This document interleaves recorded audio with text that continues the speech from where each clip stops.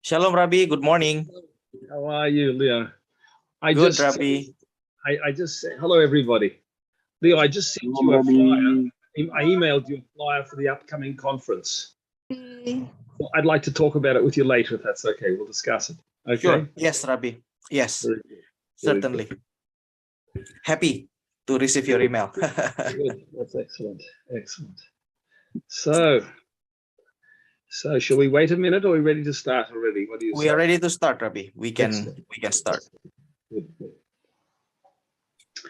All right. So today, I want to talk a little bit about the relationship between faith, or we call it in Hebrew, Emunah, and reason. And this is a very important topic. It's always an important topic, because the secular world is one which does not have necessarily the experience of faith. Now, probably in Indonesia, that's not a problem. In the West, It is a problem. So I don't know how relevant this will be for you. But I thought, since I'm involved in the world of ideas, and over here we have a major issue here, because we have important philosophers now in the Western world. They're trying to come to terms with religious experience, and for them it's a closed door. So I just want to talk a little bit about the idea: what is the relationship between belief and intellect, reason, understanding? So I think that if I remember correctly, we may have spoken about this a little bit last week when I was speaking about Abraham. That when we see about Abraham, we see two quite different features in his life. On the one hand, he was a great philosopher and a great intellectual. He was explaining to people about the existence of God. He was trying to provide them with proofs for the existence of God. But on the other hand, we see that he went through 10 tests. And these tests were not tests which had to do with reason. They were, to the contrary, they were tests which were matters of above reason. In other words, he was called to set aside his own reason and just simply to carry out commands and instructions of Hashem. So this is a manifestation of something which is quite different from reason. It's an expression of complete belief in God, experience of God, commitment to God. So what's the relationship between these two things? Between that faith which is higher than reason and the use of reason? Because both are significant and both have their place. So I think we have to say that what comes first is Emunah, is belief. Belief is the first thing. Now, how do we come to belief? Well, either it could be, so the answer is the belief is ultimately something which we experience at a spiritual level. We experience the existence of a creator who is, or we experience a sense of personal finitude, our personal limitedness. And we come that way, we come to experience the idea of a creator, God. That's one. Then there are other things which are other aspects of our faith, which are, one is the idea of the very commandments that we carry out. We carry out these commandments because they were commanded by God. But I think we also do because we experience through the fulfillment of these mitzvahs, we experience a connection with God. And as a matter of fact, the word mitzvah is, the root of the word mitzvah is associated with the idea of connection, of bond, a bond. And then there are also other fundamental principles of belief, and that is the idea that Hashem exercises providence, that Hashem guides the creation, that even though human beings have got free choice, that does not remove Hashem's overall guidance or even specific guidance of the events in the world and what happens to us in the situations in which we find ourselves. So these are all experienced as foundations of faith, belief, and it's the basis upon which we actually see the world, because it's not that we actually, as I'll discuss later, there is definitely a place for thought and a place for reason, but this is the idea of faith is the idea of a foundation, of a transcendent foundation for all of what we know and what we understand and what we do. Now, so that in a way explains this dual aspect of the life of Abraham. That on the one hand, he explained, he wanted to give over, teach monotheism. On the other hand, which was an activity of intellect. On the other hand, his life was involved with a series of tremendous tests which called upon him to transcend his own reason, to go beyond his own reason, and simply carry out things which in fact sometimes appeared to be contrary to reason. For example, like when he was called to sacrifice his own son, it was incomprehensible. And in fact, and in the end, God didn't want it to do it. But the very first words of the Parsha of last week, Lech Lecho, go out to your country, and we're not even telling you where you're going to.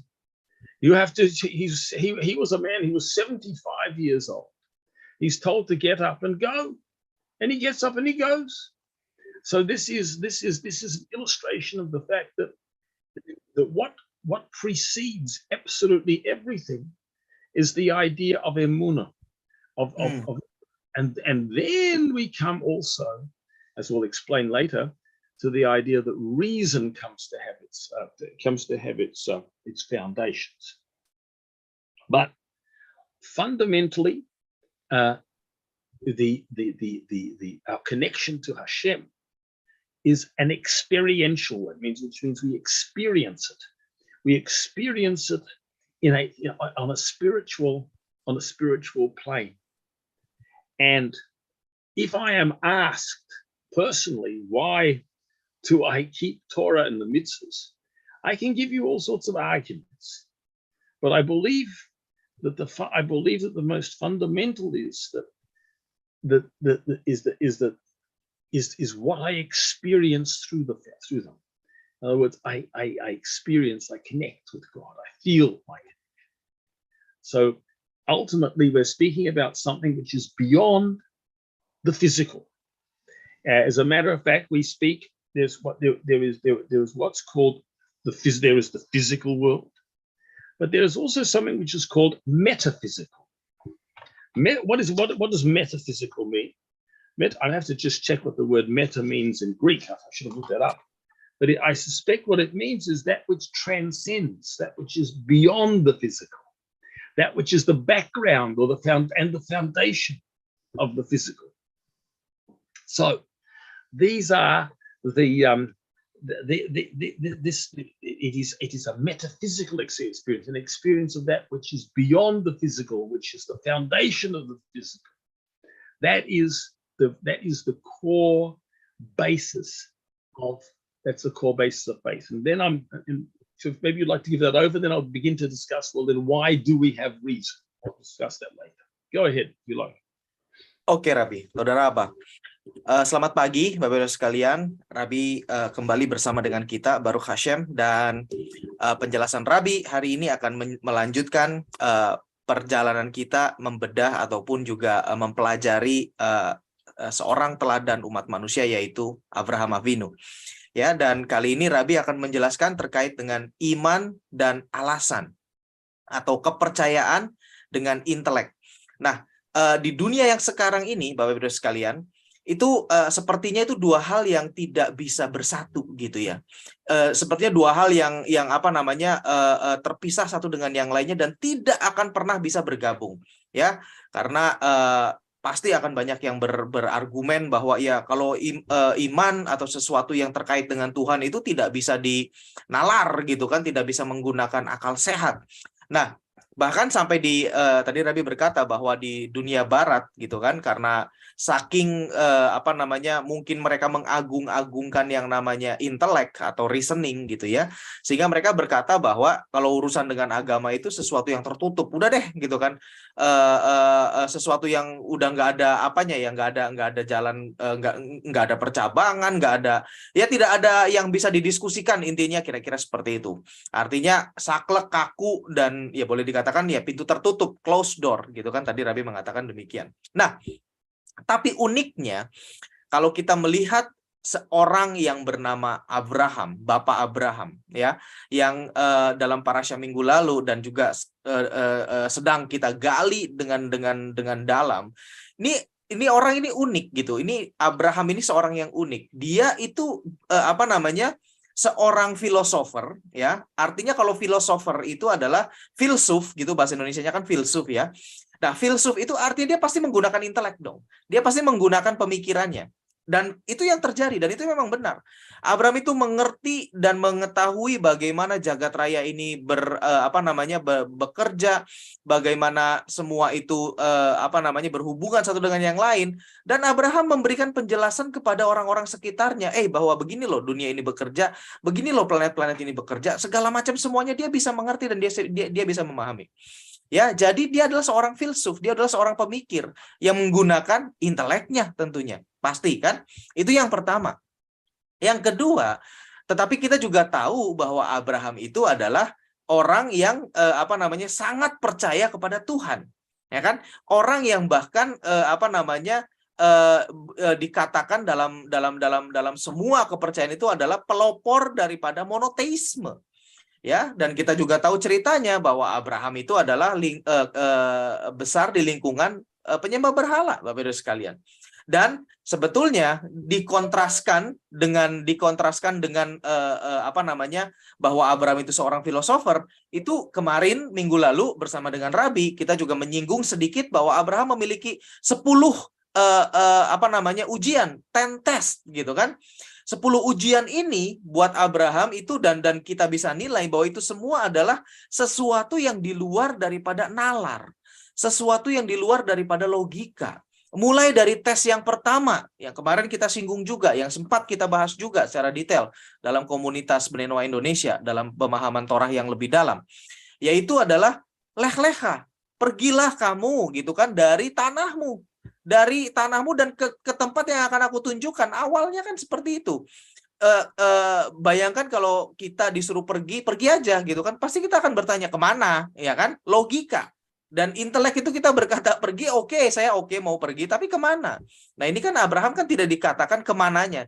Yang jelas dikatakan ke satu tempat, ke satu tanah yang akan aku tunjukkan kepadamu. Dan Abraham segera packing semuanya, membawa istrinya, dan ikut serta dengan dia adalah Lot, keponakannya. Kita semua tahu ceritanya. Itu yang pertama. Sampai dengan tes yang terakhir yang minggu lalu kita juga singgung, bahwa Abraham itu diminta untuk mengorbankan anaknya. Dia sudah memiliki janji bahwa dia akan dijadikan sebagai bangsa yang besar oleh Tuhan. Ya kan, bukan kepinginan dia sendiri loh. Ya kan, bukan buat-buatannya dia sendiri gitu kan. Tapi Tuhan yang berjanji kepada dia akan menjadi bangsa yang besar. Tapi justru di satu titik Tuhan berkata, korbankan anakmu. Nah, ini kan logikanya nggak nyambung. ya. Untuk menjadi seorang bangsa, sebuah bangsa yang besar harus ada keturunan.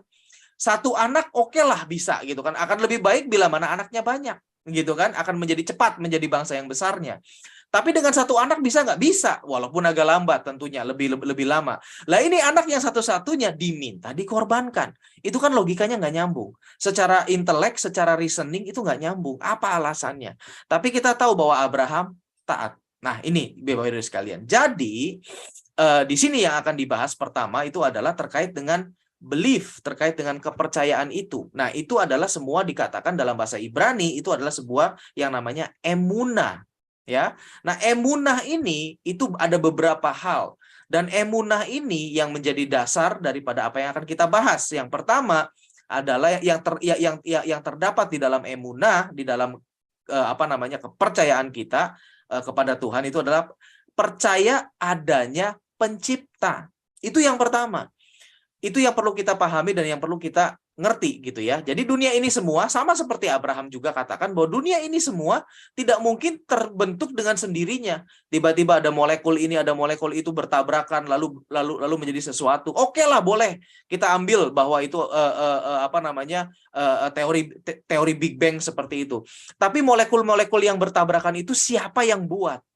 Ya kan, pertanyaannya selalu seperti itu. Nah, dan akan selalu seperti itu dan sampai kepada ujungnya kita selalu harus percaya dan kita selalu harus dipojokkan bahwa pasti ada yang menciptakan dua molekul ini sehingga dia bisa bertabrakan. Setidaknya seperti itu, ya. Sehingga percaya kepada adanya pencipta itu esensial. Itu yang pertama, Bapak-Ibu sekalian, terkait dengan emunah.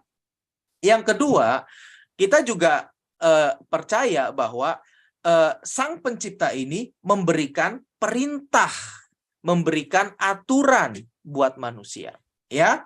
Nah, kalau kita tanya orang Yahudi dan kita tanya diri kita sendiri, sebetulnya bahwa kalau kita ambil contoh orang Yahudi, Rabi sendiri berkata tadi mencontohkan, kalau dia ditanya kenapa dia taat kepada Taurat, ya Rabi bisa memberikan banyak alasan. Nah, kan yang salah satunya adalah pertama diperintahkan oleh Tuhan. Nah, tetapi yang kedua yang lebih paham yang perlu kita pahami dengan lebih baik lagi, perintah-perintah Tuhan itu adalah hubungan. Jadi Bapak Ibu sekalian, dengan menjalankan perintah Tuhan, dengan menjalankan yang namanya mitzvah yang sesuai dengan aturannya, Bani Israel itu dengan perintahnya mereka, non-Israel Bani Noah dengan perintah kita. Itu adalah koneksi kita, hubungan kita dengan Tuhan. Nah, itu tadi Rabi katakan. Sehingga Rabi berkata bahwa lebih daripada sekedar kita mentaati bahwa memang itu diperintahkan oleh Tuhan, itu pun bagus. Tapi yang kedua, kita harus memahami melalui pengalaman diri kita bahwa menjalankan perintah itu adalah cara dan merupakan koneksi untuk berhubungan dengan Tuhan. Ya, di sini inilah yang menjadi dasar kerangka daripada pemahaman kita.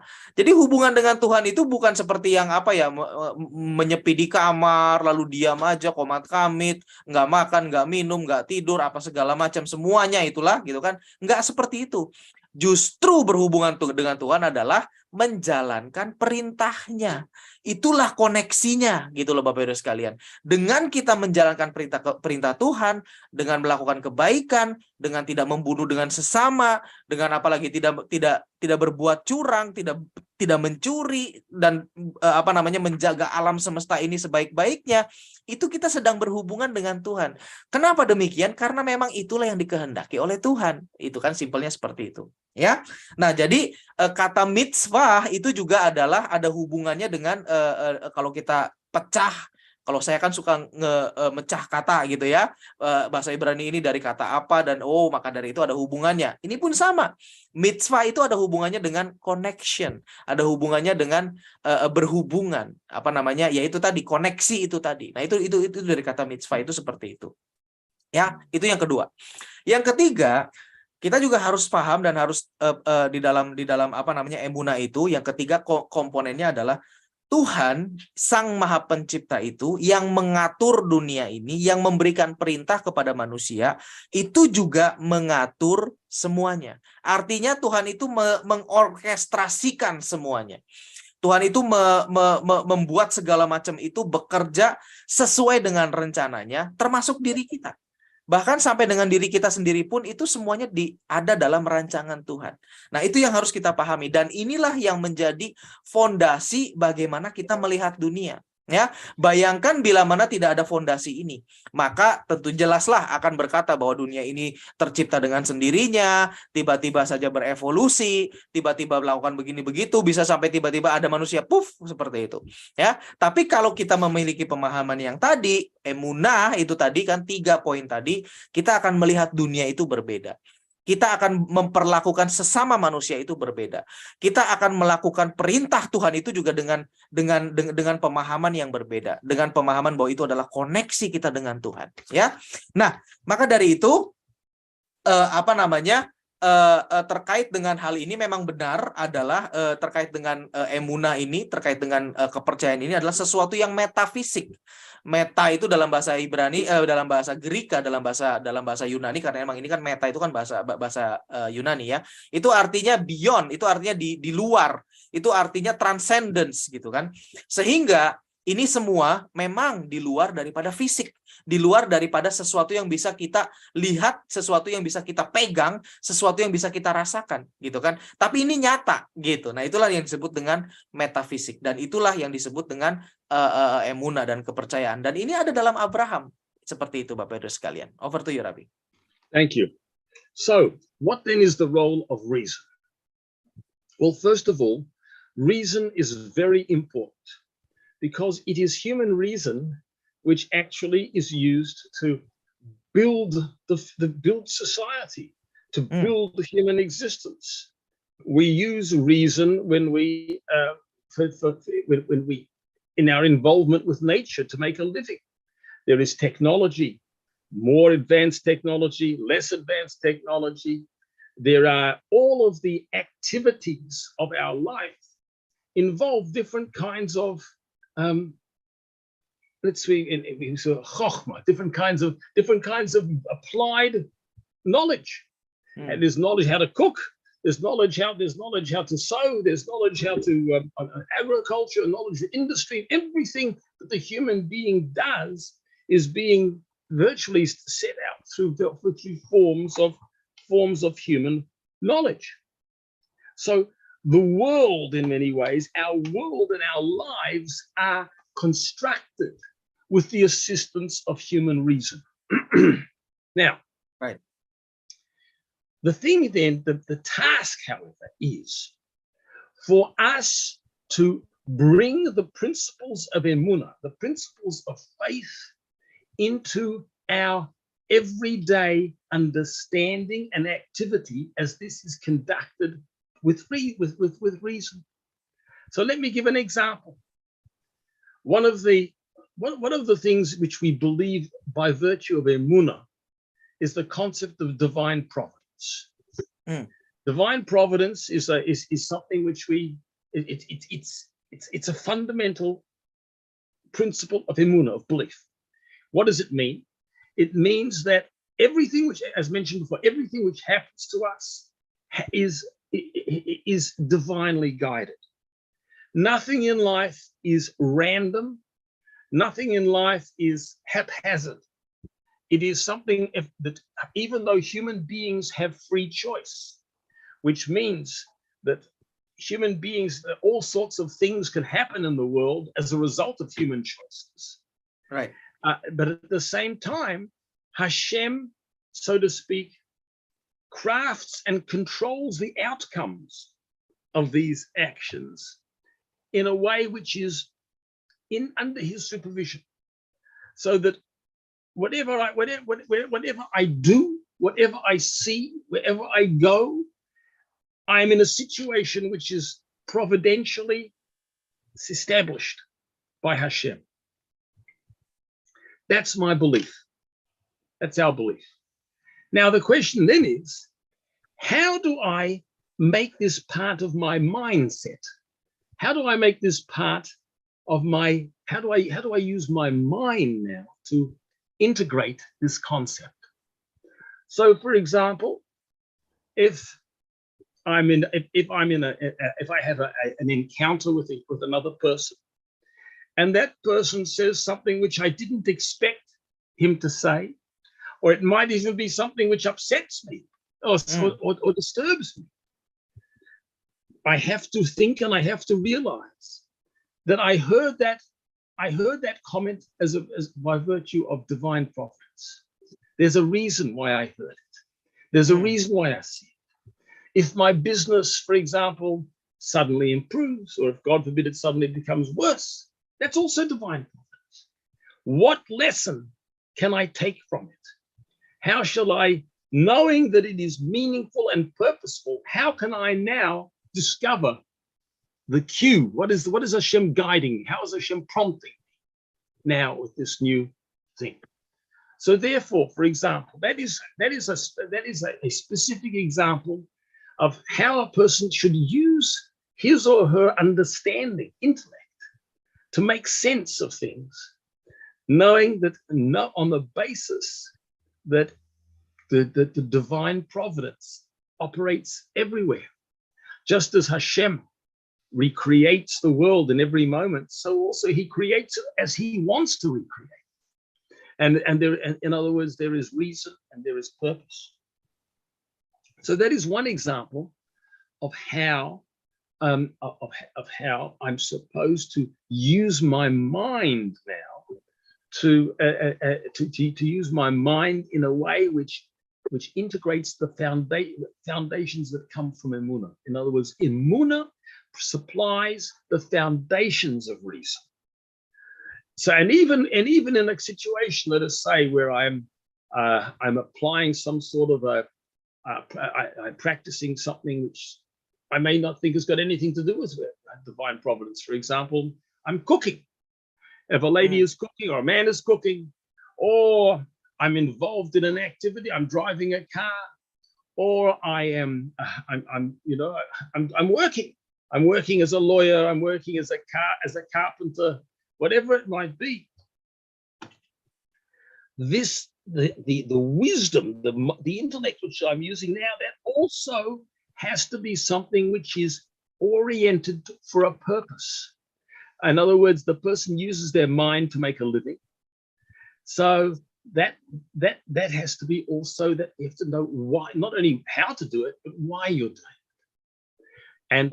And therefore you have to know, first of all, okay, I'm running a business to make a living for my family, but that business has to be conducted ethically. And I have to know that just as I use my intellect to make a business deal, or to produce a strategy or something of that sort, it has to be ethical. It has to have a purpose. It has to. Why am I working? I'm working in order to be able to just look after my family, to give charity. In other words, all of our thinking ultimately is to rest on the idea that there is a creator, and that the creator has given us commandments, and that the creator supervises and sets the stage in every moment for us to make decisions. So this is an example of how it is that the reason is something. That reason needs to be a vehicle. It has to be built on Emunah. It has to be built on on foundations which are greater beyond it. So and the same thing actually applies when we learn Torah.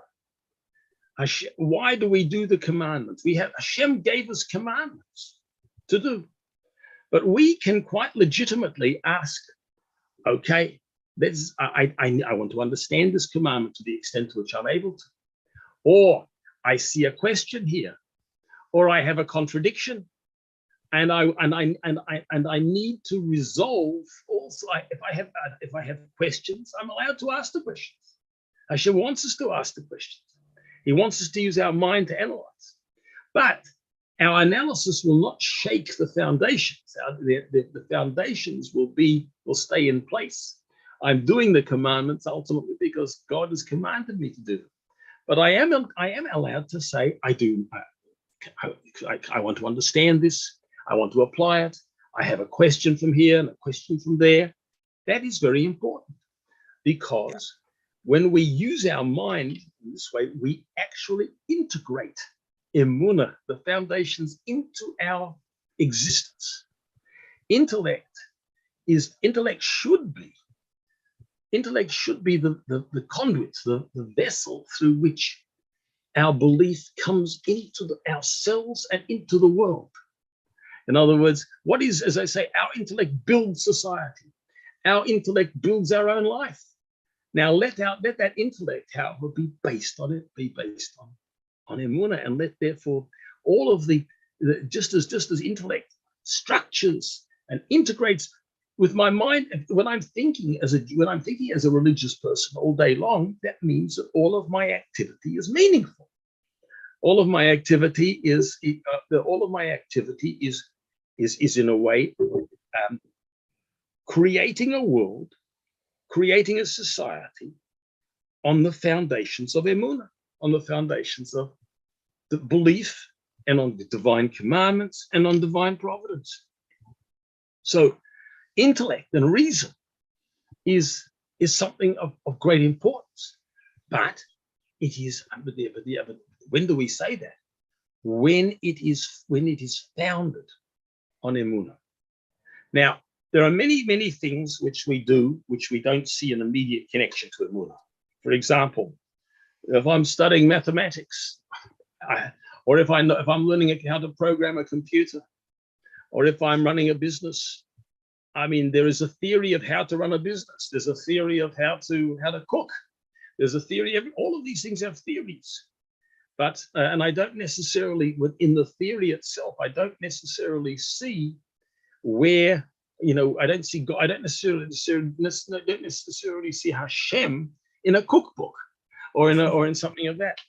But at the same time, but what I can do is I can make sure that when I am cooking, I'm cooking for a good reason. I'm cooking not just for myself, I'm cooking to feed others as well. But when I'm doing business, that the business is ethical. In other words, the purpose is to connect our reason, to at least to connect our reason. If the reasoning is not being used to understand Hashem, then the reasoning should be used at least to bind our activities to Hashem, to connect our activities to Hashem. So that's the function. That's the function of that's the function of reason over here. Okay, so and so we have now I want to discuss this shortly in a few minutes. Why it is that what the difference is between the secular world today and the religious. The difference is basically, as we'll see later, is that the secular world, unfortunately, does not come to this realm of pure transcendence. There is a difficulty, particularly maybe not in a religious society like Indonesia, but certainly in the West, we have a situation where people are deprived of that transcendental experience, of that back, and all they have is reason. And we'll see that, and they think that reason by itself is sufficient. But in fact, we'll see, as I want to point out shortly, that reason, in fact, is not sufficient. And reason by is no such thing as reason just by itself. Reason is always working on some foundation. They may not be aware of what the foundation is, but I'll talk about that. And I'll talk about it in a few minutes. Anyway, I'll maybe just translate what I just said, if you don't mind, please. Okay, Rabbi, I'll translate that part first. Jadi Bapak Ibu sekalian, kita masuk kepada bagian yang kedua, yaitu adalah terkait dengan reasoning ataupun juga alasan-alasan kita yang adalah sebetulnya adalah intelek kita. Ya kan, manusia kan punya intelek, manusia punya pikiran, punya logika. Nah, itu yang sedang kita bahas sekarang. Nah, dalam pemahaman kita di dalam pengajaran Taurat bahwa kita juga senantiasa mengakui dan bahkan menggunakan intelek sebagai bagian penting, bagian integral dalam manusia membangun budaya, manusia membangun keseluruhan yang seperti yang sekarang kita lihat ini, ya. Jadi intelek manusia itu benar, itu adalah penting dan itu diperlukan dan itu berguna untuk membangun peradaban, untuk membangun peradaban manusia gitu kan, mulai dari kita semua tahu sejarah dari dulunya seperti apa sampai dengan sekarang, dengan adanya teknologi, dengan adanya pengetahuan dalam bidang apapun, kedokteran, fisika, mekanika, lalu kimia, apa segala macam semuanya seperti itu, ya. Sehingga kita di dalam ranah Taurat dan ranah Yudaisme, kita percaya bahwa dunia itu dibangun oleh karena intelek manusia. Dan benarlah bahwa Tuhan menganugerahkan intelek kita itu kepandaian, kecerdasan, kemampuan berpikir itu memang untuk membangun dunia ya seperti ini gitu. Jadi kita tidak menegasikan intelek. Ya, kalau mungkin kepercayaan lain ada yang menegasikan intelek, nggak usah pakai pikiran lah, nggak usah pakai logika. Ya, mohon maaf, itu tidak sesuai dengan apa yang sebetulnya Taurat ajarkan. Justru kita harus menggunakan intelek itu dengan baik. Nah, disinilah tadi Rabi melanjutkan dengan sebuah tugas besar yang diberikan kepada kita manusia, yaitu adalah membawa emunah tadi itu, konsep emunah tadi itu, konsep kepercayaan tadi itu dalam kehidupan sehari-hari dengan bantuan daripada intelek kita. Jadi gunakan intelek kita itu untuk justru membawa konsep emunah ke dunia ini. Nah, itu kan tugas besar. Sementara orang-orang di luar itu berkata bahwa ya udah nggak nyambung lah, nggak mungkin lah agama dengan logika itu nyambung, nggak mungkin. Nah, itu juga kesalahan besar. Jadi ekstrim ke kiri dan ekstrim ke kanan, ya kan? Ada yang berkata nggak nyambung, ada yang berkata udah nggak usah pakai intelek, kan kacau sekali. Nah, sementara Taurat berkata kita harus menggunakan. Nah, inilah keindahan daripada Taurat, inilah keindahan daripada pengajaran yang benar. Dan inilah merupakan salah satu alasan. Nah, ini saya pakai intelek nih. Ini tidak diajarkan Rabi, tapi saya sedang menginternalisasikan diri. Inilah kita menggunakan intelek sehingga kita tahu bahwa Taurat itulah pengajaran yang benar karena tidak menegasikan satu dengan yang lainnya, ya, tetapi menempatkan di dalam portionnya. Nah, lanjut, Rabi menjelaskan bahwa tadi sebetulnya adalah intelek kita itu harus menjadi kendaraan bagi emunah. Nah, jadi Rabi menjelaskan dengan sebuah perkataan bahwa emunah itu harus memberikan supply, harus menjadi dasar, foundation daripada reason, harus menjadi dasar daripada intelek kita. Ya, sehingga intelek kita nggak kemana-mana, nggak bablas kemana-mana gitu kan. Kita pakai intelek kita tapi dengan dasar daripada emunah tadi itu. Nah, contohnya apa Bapak Ibu sekalian? Contohnya adalah pemeliharaan Tuhan yang setiap hari dan detil setiap hari. Nah, bagaimana intelek kita bisa masuk dan bagaimana intelek kita bisa menanggapinya gitu kan. Begini, kita tahu bahwa dengan konsep bahwa divine providence itu artinya Tuhan itu mengatur segala sesuatu sampai detilnya, sampai peritil-peritilnya, itu detil-detil dalam kehidupan kita. Setiap detil bukan hanya manusia, termasuk ciptaan yang lainnya, Tuhan itu ngatur. Tuhan itu menetapkan rencananya, gitu kan.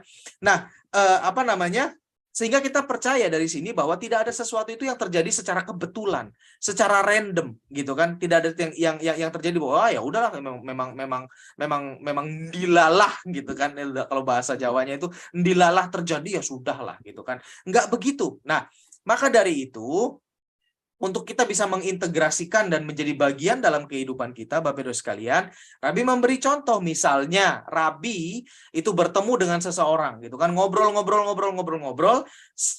yang ketemu dengan Rabi itu katakanlah si A, kawannya itu mengatakan sesuatu yang sangat buruk, ya sangat menyinggung gitu loh, perkataannya itu keras, menyinggung dan akhirnya membuat situasi menjadi tidak enak. Nah, kalau kita mengintegrasikan konsep emunah ke dalam intelek gitu ya, kita akan tidak langsung bereaksi, tidak langsung reaksinya negatif segala macam, tapi kita langsung bisa cepat berpikir bahwa ini pasti ada sesuatu yang terjadi, pasti ketika dia diizinkan untuk ngomong sesuatu yang menyakiti hatiku, menyakiti diriku itu pasti ada alasannya.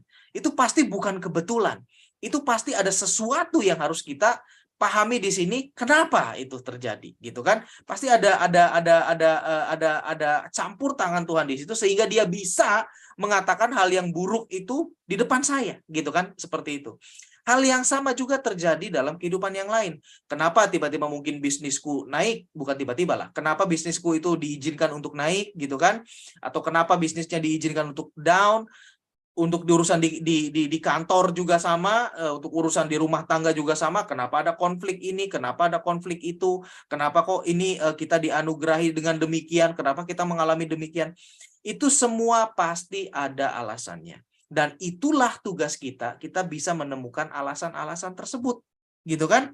Nah, salah satu bentuk lain penerapannya juga adalah bila mana kita dalam profesi kita, dalam kehidupan sehari-hari kita, gitu ya, apapun profesinya, entah kita bisnismen, tukang kayu, pekerja, karyawan, apapun itu, ya, itu harus kita orientasikan kepada emunah, kepada rencana Tuhan yang keseluruhan, gitu kan? Contohnya seorang ayah yang bekerja, gitu kan, baik itu dia berusaha bisnis ataupun bekerja di kantor, pasti dia bekerja dengan tujuan yang paling gampang itu adalah untuk mendapatkan rezeki buat keluarganya. Betul kan? Nah, betul, itu memang betul. Nah, tetapi kita juga sebagai seorang yang sudah memahami konsep emunah, bahwa Tuhan itu mengatur semuanya, dan bahwa Tuhan itu juga memiliki rencana, dan rencana itu melibatkan kita harus bisa menerapkan bahwa bisnis kita itu buat apa? Melakukan kebaikan apa? Pekerjaan kita itu melakukan kebaikan apa, gitu kan? Dan lalu juga kita harus paham bahwa kalau begitu, ini kita melakukan bisnis ini, kita melakukan pekerjaan ini, itu adalah sebuah tempat, sebuah alat untuk kita melakukan tugas, untuk kita melakukan perintah Tuhan. Maka dari itu bisnis kita, pekerjaan kita, hubungan kita dengan orang lain, lakukan dengan ethical, lakukan sesuai dengan Taurat. Makanya saya sering ngomong kan, saya sering kepada komunitas Noah Indonesia, saya sering ajarkan bahwa apapun yang kita lakukan, lakukan sesuai dengan Taurat. Karena itulah tempat, itulah kesempatan yang diberikan oleh Hashem untuk kita praktek Taurat.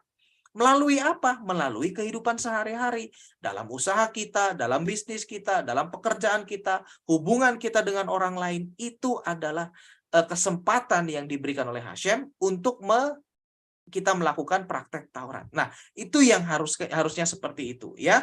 Nah, maka dari itu, dengan pemahaman bahwa Taurat itu juga tidak menegasikan pikiran, kita juga dalam belajar Taurat diizinkan, bahkan sangat diizinkan untuk bertanya. Jadi nggak hanya sekedar, ya udahlah, yang penting lakukan aja.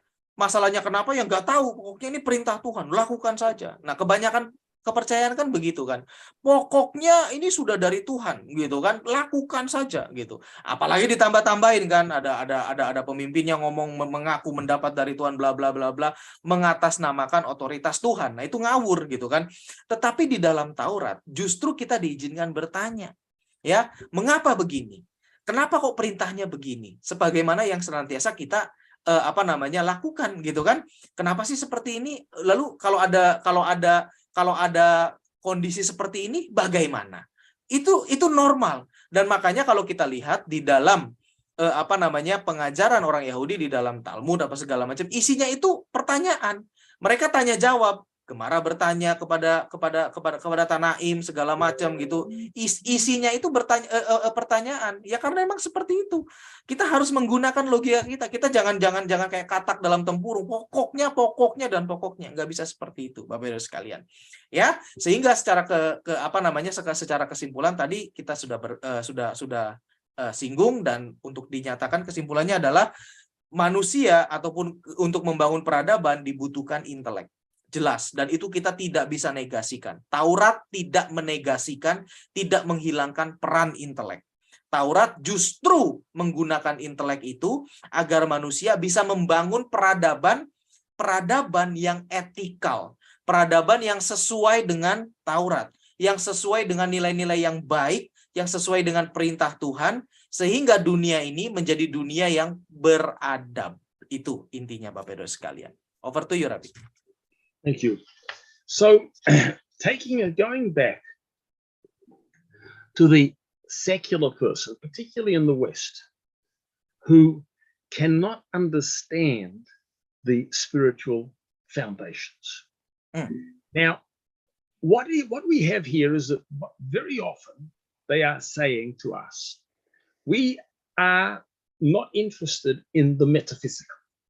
We're not interested in the in these. We don't see it. We don't understand. It's not real to us. I don't know what you're talking about. In other words, they say, all I know is I see around me a world with practical tasks to be performed. I see nature in front of me. I see the physical world. I don't see a world other than the physical world. That's their issue. And they say, we're not interested in the metaphysical. We're not interested in that. We're not interested in transcendence. Now, what can we say to them? They say to us, speak a language that we understand. We don't understand what you're saying. Talk to us without reference to these spiritual concepts, and we'll see if we can meet with you. The problem is actually the other way around. It's not that we cannot express ourselves. The problem is that they are lacking, unfortunately, the access to the transcendent realm. They have not themselves had the practice, the exercise of self-transcendence. Now, we know that there are certain things which, why is it that we believe? Why do religious people believe? They believe because they have experienced godliness. They believe because if they weren't given that experience in their childhood and something which they're carried through, sometimes they have a crisis. For example, they could have in times of war, in times of personal crisis. If they lose a business, or heaven forbid, a relationship of their marriage breaks down, something like that. Sometimes they have a crisis, and all of a sudden, as in that crisis, they experience their dependency. They realize that they're not running everything. That all of a sudden they see that they look towards something greater than themselves to help them. Now, the problem is that we don't want. We wish that people should come to Hashem without having a crisis. We don't want them to have a crisis. We don't want them to suffer. But the idea of self-transcendence, of seeing something bigger than oneself, of understanding that oneself is that one is finite, and that we don't ultimately grasp the foundation of our own existence. We can't see it. We can't understand. It's something bigger than us. That is the core of religious experience. So, what is the answer to them? What is the answer? That's a very difficult one. Do they have no metaphysics? Do they understand no big? The answer is they do have a metaphysic, but it is actually an idolatrous metaphysic. What do I mean by that? I'll explain. Wow. What is idolatry? Idolatry means that we take something which Hashem has created and we say, that's everything. For example, Hashem created the sun. The sun is a very, very powerful and important, maybe it's the most important in nature. It gives warmth, it gives light, it gives all of the things that it makes life possible here. But, there were people who worshiped the sun. They said the sun is the sun is the ultimate principle in creation. That is idolatry. They took something which Hashem made, part of creation, and they made it absolute. They made it the source. Or even if we look, for example, in modern times, you look at communism, the theory of Karl Marx, for example. Now, his view was that all there is the relationship of the human being and nature, and how does the human being encounter nature? Through different modes of technology. And historically, each mode of technology gave rise to a different set of relations of production. So you had early societies based on early technology. Then you have feudal societies, which are based on a simpler technology. And then you come to capitalism, which is the relationship between, which is built on advanced technology. But in every system every new technological development in the relationship of the human being and nature creates a new system, a set of class relationships. Anyway, my purpose here is not to go into Marx's theory, but to say that Marx said, you know what there is? There is the human being and nature. That's it. In other words, that nature is the ultimate reality, and the human being is a natural being of some sort. Now, that is idolatry. To say that nature is all there is, and the human being's relationship to nature is all there is, it's only a partial picture. It's something which Hashem created, but in that theory, he made materialism, he made material reality into the beginning and end of everything. That's idolatry. You take one thing, one aspect of creation, and you say that's everything, and you overlook the fact that it has a creator. Well, that's idolatry. And so it is that all of these secular worldviews, they say we are, in fact, we're not interested in a metaphysical thing, but in fact they are metaphysical. But their metaphysics is idolatrous. They say in other words, this is what there is, and that's it. Well, that's a metaphysical statement, right? But it's a false metaphysical statement.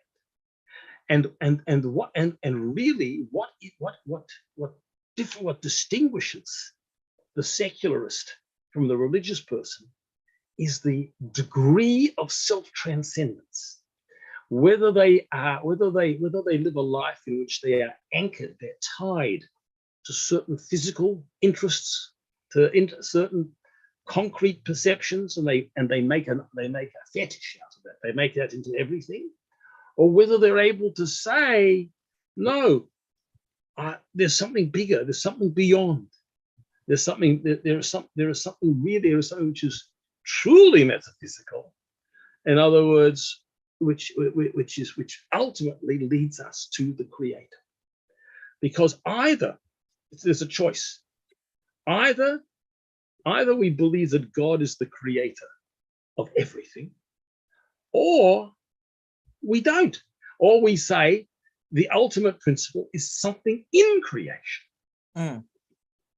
So in a sense, then, what we're saying is that there is ultimately a way in which the secular person can communicate with the religious person when the secular person begins the process of self-transcendence. When they begin to question and ask, who am I? And what have I really grasped the ultimate foundations? I think the nature is everything. But let me ask you, where does nature come from? What's the foundation of nature? Where does it, in other words, to keep that which is really only partial, to realize that it's partial? That which is only relative, to realize that it's relative to something bigger, to something greater. So this final point, which I want to make is that in fact, whilst we find a conflict between the religious person and the secular person, it's soluble. It can be solved, but it's not easy to solve. Instead of them telling us, don't speak to us in religious terms, maybe we can say to them, practice some self-transcendence. Who are you? What are you? What is the foundation of what you think? Why do you think that this is the ultimate? What you think is nature's ultimate? Why do you think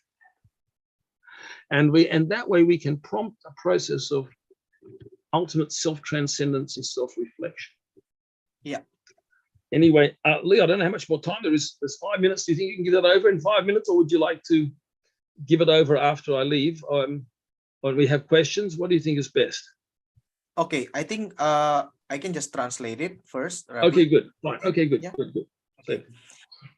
Jadi Bapak Ibu sekalian, kita lanjutkan bahwa di sini Rabi melanjutkan terkait dengan membahas terkait dengan orang-orang yang sekuler itu tadi kan, yang di barat itu sangat-sangat berkata bahwa wah enggak lah, kita nggak mau ada urusannya dengan apa namanya, dengan sesuatu yang iman kayak kepercayaan kayak berhubungan dengan Tuhan kayak nggak ada. Karena memang sebetulnya tadi kata Rabi sebelum dari ini dia mengatakan bahwa betul kan, memang kalau misalkan di dalam rumus matematika itu kita tidak akan menemukan kayak Hashem di situ gitu kan, kita nggak akan menemukan Tuhan di situ gitu kan. Dalam kita mengikuti apa namanya membuat belajar komputer programming juga nggak akan menemukan di situ. Itu benar-benar cuman apa namanya buatan manusia saja gitu kan. Nah tapi walaupun itu sebetulnya orang-orang sekuler itu sebetulnya dia sedang mempraktekkan yang namanya adalah penyembahan berhala juga gitu kan. Nah, jadi gini Bapak Ibu sekalian, orang-orang yang sekuler itu yang berkata bahwa udahlah kita nggak usah ngomongin Tuhan segala macam gitu kan, kita nggak percaya dunia metafisik, karena mereka itu nggak ngerti gitu. Mereka pikir dunia metafisik itu seperti kayak roh-roh gitu-gituan yang seperti itu. Nggak, bukan seperti itu gitu kan. Dunia metafisik atau transcendence itu adalah simple berkata bahwa ada satu pribadi atau apapun boleh kita gunakan apa namanya katanya gitu ya, apa namanya ungkapannya terhadap sesuatu yang lebih tinggi, lebih besar daripada kita semua, yang merupakan sumber daripada kenyataan ini semua. Nah, orang-orang yang nggak percaya metafisik, orang-orang yang nggak percaya dengan konsep ketuhanan segala macam itu, mereka nggak ngerti itu, dan mereka bahkan nggak mau berjalan ke sana gitu ya. Mereka bahkan nggak mau berpikir ke sana. Mereka cuman oh ya memang ini ya itu ngawur lah, yang metafisik itu ngawur, yang penting ilmu pengetahuan, yang penting logika, yang penting ini segala macam. Mereka pun juga sebetulnya hanya ngambil dari kata orang gitu kan. Kalau kita pernah ini saya tambahkan sendiri ya, kalau kita pernah bertemu dengan teman-teman yang dengan kepercayaan yang kata orang, kan susah kan ngomongnya kan. Sebenarnya dengan orang-orang yang sekuler yang mengaku bahwa mereka itu intelektualnya tinggi, itu juga mereka begitu. Kata orang juga, mereka nggak pernah mau menggali dalam diri mereka sendiri gitu kan. Sehingga mereka berkata bahwa mereka tuh ngomongnya simple, udahlah nggak usah berbicara bahasa-bahasa yang begitu. Aku nggak percaya demikianan gitu kan. Aku nggak percaya dengan yang seperti itu. Nah, padahal kata Rabi ini di sini Rabi menjelaskan dengan luar biasa. Dengar baik-baik Bapak Ibu sekalian, mereka itu sebetulnya sama juga metafisiknya dengan kita. Pertama dari fakta bahwa mereka juga manusia, tidak ada bedanya dengan kita. Tuhan menciptakan mereka juga dengan struktur yang sama persis dengan kita juga gitu kan, sehingga tidak ada yang mereka tidak ada yang berbeda dari mereka. Itu yang pertama. Yang kedua, mereka tidak pernah melakukan itu tadi mereka itu tidak pernah melakukan yang namanya self transcendence itu tadi. Mereka tidak pernah mencoba untuk menanyakan kepada diri mereka sendiri gitu kan, seperti itu gitu. Nah, inilah yang dikatakan oleh Rabi, kalaupun mereka berkata bahwa mereka itu bukan penyembah berhala, mereka tidak percaya kepada Tuhan apa segala macam pun, sebetulnya mereka sedang melakukan idolatry, mereka sedang melakukan penyembahan berhala gitu kan. Karena definisi daripada penyembahan berhala itu adalah mengambil sesuatu dari ciptaan ya dan membuat itu absolut. Apapun itu, ilmu pengetahuan dibuat itu sebagai absolut, yaitu penyembahan berhala. Karena ilmu pengetahuan itu juga ciptaan, gitu kan? Sesuatu yang bisa kita pahami, sesuatu yang bisa kita cek, sesuatu yang bisa kita lihat, sesuatu yang lahir dari manusia, ya kan? Ilmu pengetahuan kan itu boleh dibilang lahir dari manusia. Ada yang menciptakan rumus ini, ada yang menciptakan ini segala macam, menemukan hukum ini, hukum itu, alam semesta, dan itu dijadikan absolut, itu adalah penyembahan berhala. Bapak Ibu sekalian, tapi mereka nggak nyadar gitu kan. Nah, sebetulnya tadi Rabi menyinggung sedikit terkait dengan konsep Marxisme. Konsep Marxisme itu adalah materialisme absolut gitu kan. Jadi si Marxis itu percaya bahwa dunia ini ya inilah gitu kan, nggak ada ujung, nggak ada pangkal, ya begini aja terus. Dan manusia itu merupakan sesuatu entity yang di atas daripada semua yang ada di alam semesta ini, bisa mikir, bisa itu segala macam, sehingga ya menurut definisi daripada penyembahan berhala, konsep Marxisme itu juga penyembahan berhala sama, karena membuat dunia ini sesuatu yang absolut gitu kan, tidak ada penyebab, tidak ada yang menciptakan segala macam seperti itu, jadi benar-benar kayak puff ada begitu aja gitu kan. Nah ini penyembahan berhala sama aja gitu kan. Nah sebenarnya Bapak Ibu sekalian, orang-orang demikian itu sebetulnya dengan exercise atau dengan kalau mereka seandainya saja mau mempertanyakan kepercayaan mereka, mempertanyakan konsep mereka, mulai dari siapa sih saya, mengapa saya ada di dunia ini, kenapa kok saya ada dilahirkan ya, padahal saya nggak pernah minta. Dia mikir aja gitu loh, dari zaman kapan, pernah nggak saya minta dilahirkan, kok saya dilahirkan ya di dunia ini, terus kenapa saya dilahirkan di suku ini, orang tua saya keadaannya begini, ada di negara ini, struktur keluarga saya begini, lalu ada di komunitas yang value-nya atau nilai-nilainya begini. Saya kan nggak pernah minta. Kenapa ada di... Nah, kalau mereka mau bertanya saja seperti itu, mereka akan sudah mulai masuk kepada fase yang namanya self-transcendence gitu kan. Nah, memang mereka itu yang seperti saya bilang tadi di awal, ini tambahan saya sendiri, mereka aja nggak pernah mau untuk bertanya demikian. Saya, ini pengalaman saya pribadi, ketemu dengan orang-orang di Twitter itu yang mengaku bahwa mereka itu nggak percaya Tuhan. Mereka itu buat mereka agama itu nonsens. Buat mereka ilmu pengetahuan itu yang lebih baik. Jadi lalu saya tanyakan, kalau begitu alam semesta ini bagaimana dong terjadinya alam semesta ini seperti apa? Lalu mereka ngeles. Nah, itu memang harus itu nanti urusannya panjang, maka nggak baik kita diskusikan di sini. Mereka aja nggak mau gitu kan. Mereka udah langsung tutup ngeblok gitu kan. Pakai sistem pokoknya. Sama aja kan dengan kepercayaan yang juga tidak mau menggali kebenarannya, nggak mau nanya kan, tutup blok pokoknya begini. Nah, kayak susah kalau begitu. Nah, bersyukurlah kita Bapak Ibu sekalian, dan maka dari itu di dalam Taurat itu tidak pernah salah dan bukan sebuah kesalahan untuk kita bertanya mengapa, why. Tanyakan mengapa, why are we here, kenapa kita di sini, bagaimana ini terjadi, segala macam. Itu bukan dosa, itu bukan sesuatu yang tabu. Tanyakan, karena itu tadi sekali lagi konsep daripada Taurat adalah yang transcendence, emunah, itu harus bisa justru menjadi dasar, foundation daripada logic, daripada reason, daripada intelek kita. Baruch Hashem kita ada di tempat ini Bapak Ibu sekalian, kita ada di track yang benar. Over to you, Rabbi.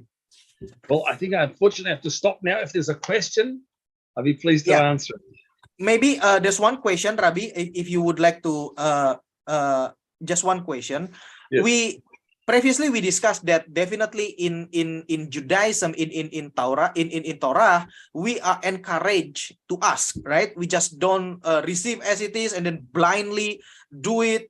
Well, it is because of God's commandment, but we also encourage to ask why these things, why that thing, those kind of things. But we do, well, this might be not applicable for the Noahide, because the 7 sloves of Noahide were very logical and we can explain it. But it is when it comes to the commandments of the Jews, there are a commandment that is hukim, under the part of hukim, which according to the teaching we cannot find yet. I don't think that there is no reason, but maybe in our mind right now we cannot find it. So the question is, why then God or Hashem create those kind of commandments, give those kind of commandments to the Jews, in which there is no reason, quote unquote, there is no reason, cannot find the reason. Good. So the answer is basically that with regard to the fulfillment of any commandment at all, it will never depend on our understanding. We will do it because God commanded. That's Emunah, that's belief. However, now that we have the commandment, we will try to understand as much as we can. We may not be able to understand everything, but there isn't, and that's it. We know that we can't understand everything. but there still is a value in understanding to the greatest extent to which we are capable. And obviously, when it comes to the Hukim, that we're more limited. We are more limited in our understanding, but even there we should try to understand. But as I said, the very important point is that our fulfillment of those commandments does not depend on our understanding. The basis is the Emunah, so is the belief, but still Hashem wants us, and he wants Noahide also to internalize their Emunah. And you internalize the Emunah by integrating it into our thought and our understanding and our intellect as much as possible. So that not, I don't say my Emunah is here and my life is there. No, right. I want I want to carry my Emunah with me everywhere. Whatever I'm doing, whatever I'm involved in, whatever I'm thinking about, whatever happens to me, my Emunah should be part of my life, but internalized through understanding to the greatest extent possible. That's the answer. Baruch Hashem, very enlightening. Thank you, Rabbi. Okay, so all right, so Leo, basically, we have a conference also. I realize, it's not everybody may have enough. It may be expensive. What we've done is tried to keep the price to a minimum. Yeah. But I would be, if anybody's interested, and I'd like to talk with you personally about it too, Leo. About if people would like to come, and particularly if you would like to come, let's talk about it. Yes. Okay. Sure, it's in February, and I think it might be a very good idea to network. Everybody is welcome, and there's a price which includes the food and the accommodation, everything all together. And hopefully we're going to have not only speakers here to network, but we're going to have Zoom conference panels and seminars. So yes. Anyway, I bring it to your attention. If you could look at the flyer, because we need to sort of try to get registration as soon as possible for various reasons. Correct. Okay. Rabbi. Anyway, thank you all, and have a good week. Bye-bye. Thank you, Rabbi. Shalom.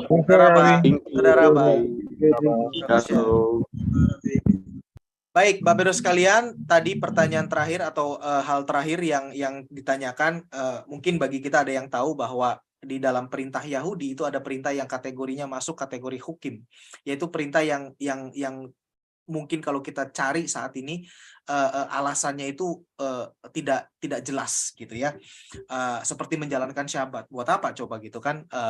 Praktikalitinya itu kemungkinannya benefitnya ataupun manfaatnya itu ya masih tidak bisa kita pahami gitu kan.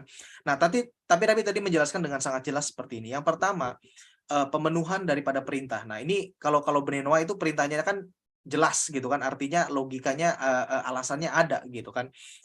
Jangan membunuh, jangan mencuri, itu kita semua ngerti gitu kan. Nah, makanya kalau buat Bnei Noah ya lebih mudah gitu kan. Kalau buat Yahudi lebih susah. Tapi ya ini hanya untuk memberikan pemahaman buat kita ya. Buat Yahudi maupun buat Bnei Noah ya, itu pemenuhan ataupun pelaksanaan daripada perintah-perintah yang diperintahkan oleh Taurat itu tidak bergantung daripada kita mengerti atau tidak. Karena yang pertama, yang tadi prinsip daripada Emunah adalah Tuhan memberikan perintah dan kita melakukannya gitu kan. Nah, tapi memang Tuhan juga mau kita untuk mencari tahu alasannya, kenapa, karena itu ada sesuatu yang besar di situ, dan itulah gunanya kita diberikan pikiran gitu kan. Nah, jadi sebetulnya ada sesuatu yang ada sesuatu yang luar biasa bila mana kita bisa menemukan alasannya, dan itu akan merupakan sesuatu yang sangat baik, dan Tuhan pun ingin kita untuk melakukan seperti itu. Jadi terus tanyakan, terus cari tahu kenapa begini, kenapa begitu, kenapa begini, seperti itu. Nah, memang ada hal-hal tertentu yang mungkin saat ini masih terbatas, nanti artinya pemahamannya terbatas.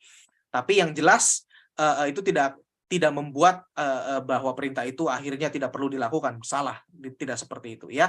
Nah, tapi nanti ujungnya, pada saat nanti semuanya itu dinyatakan, kita akan semua mengerti bahwa oh, kenapa Tuhan melakukan ini, kenapa Tuhan melakukan itu pada ujungnya ya. Tapi yang jelas sekarang ini Kita sebagai manusia, yang membedakan kita dengan binatang adalah intelek kita. Nah, tapi yang jelas intelek kita juga tidak boleh semena-mena. Artinya kalau misalkan kemana-mana, kita justru bisa berujung kepada penyembahan berhala. Yang orang pikir bahwa orang ateis itu tidak menyembah berhala, ya sebetulnya itu menurut mereka saja, pemahaman mereka bahwa mereka menegasikan Tuhan, sehingga sehingga mereka berkata bahwa saya justru tidak menyembah berhala. Justru itu mereka menyembah berhala dalam bentuk yang lain, tidak dalam bentuk patung, tapi dalam bentuk yaitu tadi mungkin ilmu pengetahuan, mungkin ciptaan yang mereka jadikan sebagai sesuatu yang absolut. Padahal yang absolut itu adalah hanya satu dan satu-satunya, yaitu Sang Pencipta. Nah, itulah pentingnya pemahaman terkait dengan emunah yang harus menjadi dasar, tadi Rabi katakan, foundation daripada logika kita. Sehingga kita melihat dunia ini berbeda, sehingga kita bertindak di dalam dunia ini berbeda, bagaimana kita melakukan kehidupan kita sehari-hari berbeda, bagaimana hubungan kita dengan orang lain juga itu akan menjadi berbeda. Oke, Baruch Hashem, terima kasih Bapak Ibu sekalian sudah bergabung dengan kami, sudah bergabung dengan Rabi Cowen, Rabi yang memberikan naungan kepada Bnei Noah Indonesia. Tadi Rabi di ujung memberikan